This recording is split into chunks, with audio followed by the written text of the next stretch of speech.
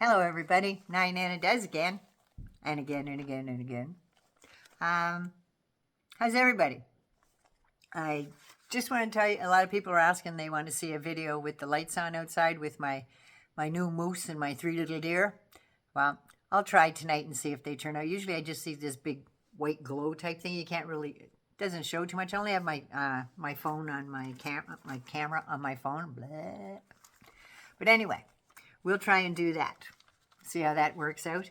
And I just want to say cheers, dears. And this is to Shay D Pants. Just saying. Today, this will be devoted to somebody else on the next one that pisses me off. Today, I'm cheersing all my teetotalers out there. Today is my 42nd anniversary of sobriety. I've been sober 42 years this very day at it was actually about 10 after 2 when I got arrested for a DUI way back in the day, 42 years ago. Haven't touched a drop since. Does it make me better than anybody else? It just means I didn't want to go out and perfect my story anymore. Does that make sense? So yeah, without my sobriety, I wouldn't have anything I have now. I know it. I was one of those drunks. So anyway, let's get into today's story. In my previous video, we talked about Shay D Couch Pants.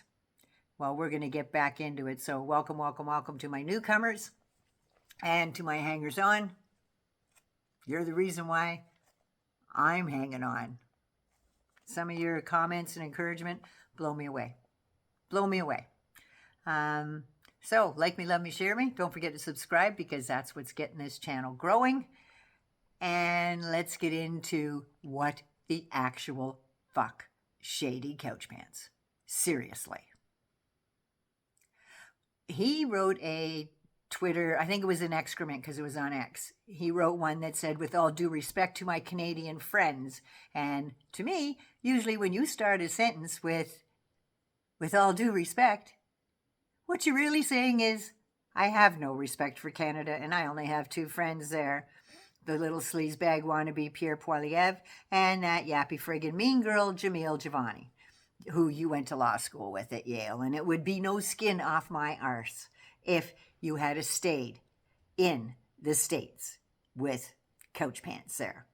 Would have been no problem at all. Because we don't appreciate you and your high school mean girl shit up here, Shay D Pants. He goes on to say, with all due respect to my Canadian friends, whose politics focuses obsessively on the United States.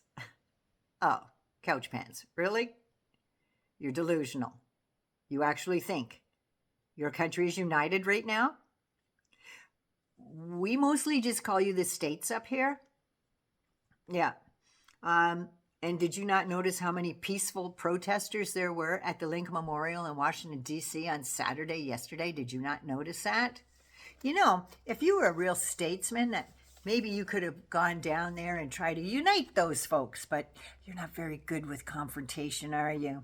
Why don't you take a lesson from Zoran Mamdani? That kid went into the lion's den and stood there, and I can't believe I'm saying this, but he sued that savage beast, and now everybody's little slogans that they were going to run during their campaigns for 2026 went out the fucking window because Trump goes, I like this kid.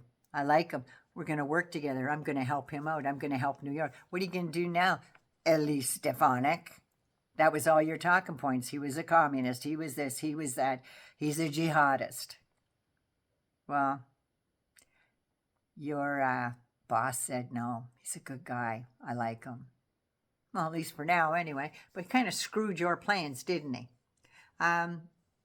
Shady, you just seem to have balls when you try to bully someone that's at a clear disadvantage. You remember Zelensky needed those weapons that somehow got lost in the mail and ended up in the Middle East? Don't you hate when that happens? Yeah. And you only have balls when you're showing off for the mango moose. Like I'll say, oh yeah, look what I can do. Look what I can do. Watch me, Daddy. Look what I can do. Watch me, Daddy. Yeah, that's you. You browbeat someone whose country was being blown up and you didn't even have the guts to go over and check out yourself. And neither did the mango moose knuckle. Just about every other leader in the G7 was there, boosting up Ukraine and laying wreaths at their memorial sites and stuff. Yeah. Did you go? No, chicken shit. In my opinion, and for entertainment purposes, so I believe your boss is also funding Russia partly because everyone is picking on his poor little Bubba. So I don't know. I think he is supporting Russia financially for entertainment purposes only. Now, Shay D goes on to say that we have a stagnating living standard. Our stagnating living standards has nothing to do with Donald Trump or whatever bogeyman the CBC tells you to blame.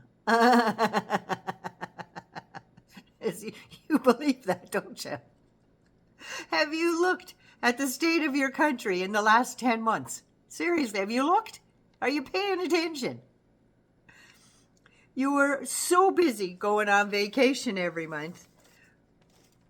Well, is that being impolite? I am Canadian.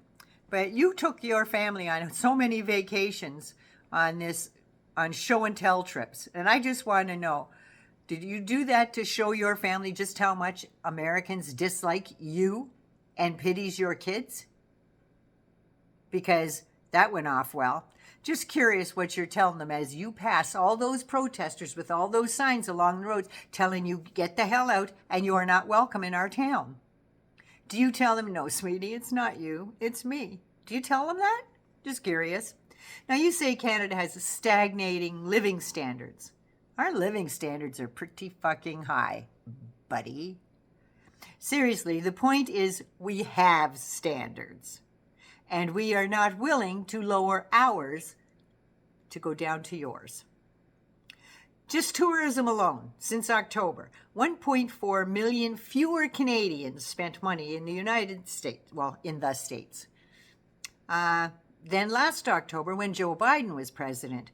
Or, to put it in simpler terms, 30.5% drop in travel from Canadians. So that money is now being spent in Canada. Those billions of dollars are being spent in our country, not yours.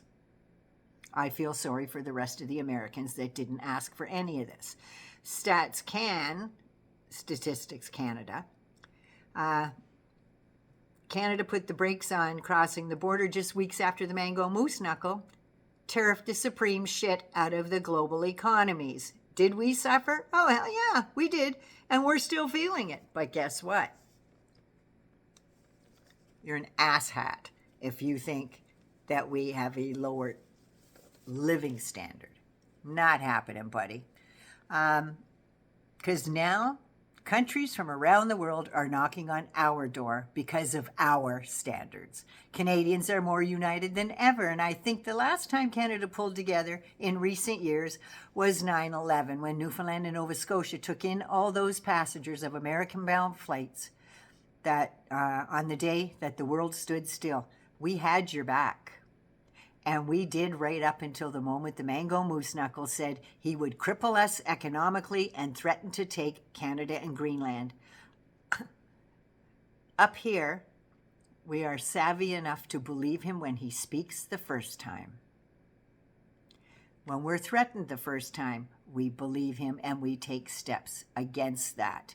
We have a better education system than they do in the United States, and we have universal health care, lower educational costs, and a much higher human development index and life expectancy. Canada is more financially stable for the average person than your country. We have parental leave when there's a new baby brought into a household, whether that's same-sex marriage that you can't stand or wish you could stand, but your people don't like it.